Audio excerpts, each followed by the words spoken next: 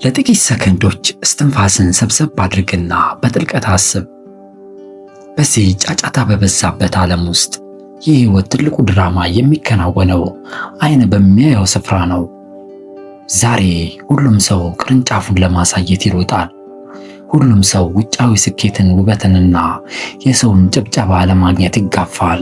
ነገር ግን ታላቅ ማዕበል ሲመጣ የሚሰባበሩት በቅርንጫፎቻቸው ብዛት የሚመኩት ዛፎች ናቸው። ጸንተው የሚቆሙት ግን መሬት ውስጥ በጥልቀት በሰደዱት ስውር ስሮቻቸው የሚታመኑት ብቻ ናቸው። ዛሬ እዚህ የጥበብ ፈገግታ ማዕድ ላይ ስለ መሸሸግ ጥበብና ስለ ማንነት ጽኑ መሰረት እንነጋገራለን። ይህ የጥበብ ቃል ለነፍስ ብርታት እንደሚሆን ካመንክ ላይክ በማድረግ አሻራን አኖር። አዲስ ከሆንክ ደግሞ የጥበብ ተካፋይ ለመሆን አሁኑኑ ሰብስክራይብ አድርግ። ወደ ሚስጥሩ ጉዞ እንለፍ። ቅርንጫፍ ለሰው ይታያል፣ ሥር ግን በጨለማ ውስጥ ይሸሸጋል። ቅርንጫፍ በፀሐይ ብርሃን ይሞቃል፣ ሥር ግን በቀዝቃዛ መሬት ውስጥ ይታገላል።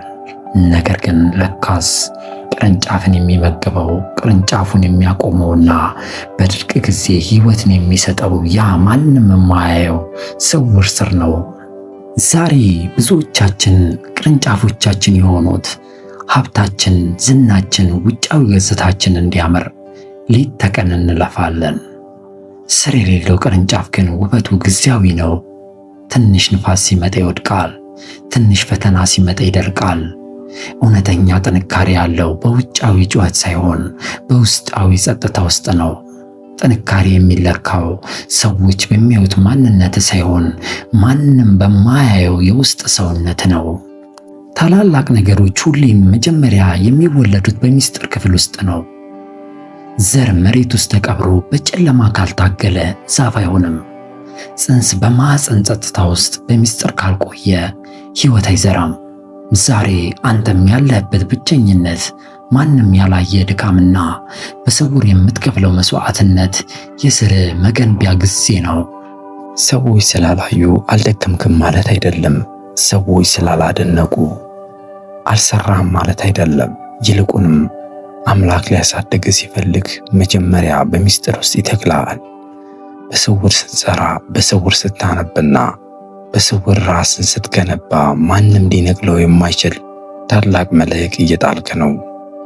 ታላቅ ሕንፃ ወደ ላይ ከመውጣቱ በፊት መጀመሪያ ወደ ታች በረጅሙ መቆፈር አለበት።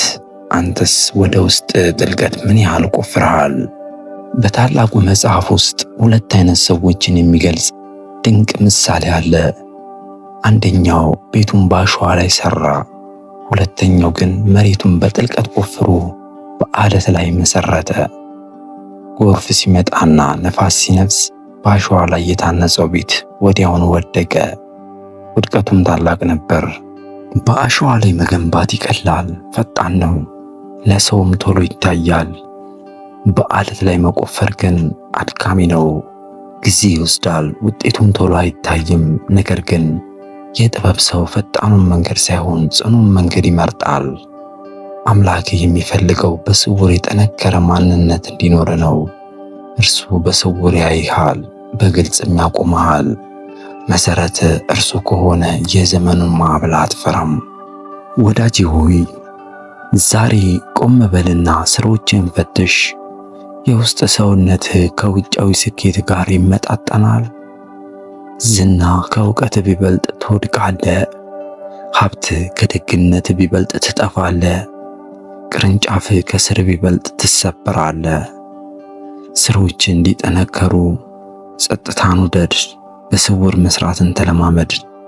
ከሰው ጭብጨባ ይልቅ የፈጣሪ ምስክርነት ናፍቅ። ቅርንጫፎች የሚበቅሉት ስሮች በፈቀዱት ልክ ብቻ መሆኑን አትዘንጋ። ሰላም ያለው በውጫዊ የሚታየው አበባ ሳይሆን በውስጥ ባለው ጽናት ውስጥ ነው። የዛሬው መልእክታችን ለቅርንጫፎች ሳይሆን ለስሮች እንድትጨነቅ የጥበብ ደውል ሆኖ ይሆን? በስውር የምትገነባው ትልቁ ማንነት ምንድነው? ውጫዊ ጫጫታው የውስጥን ድምፅ እንዳይሰውረው ምን ታደርጋለህ? ይህን እውነት ያዝ።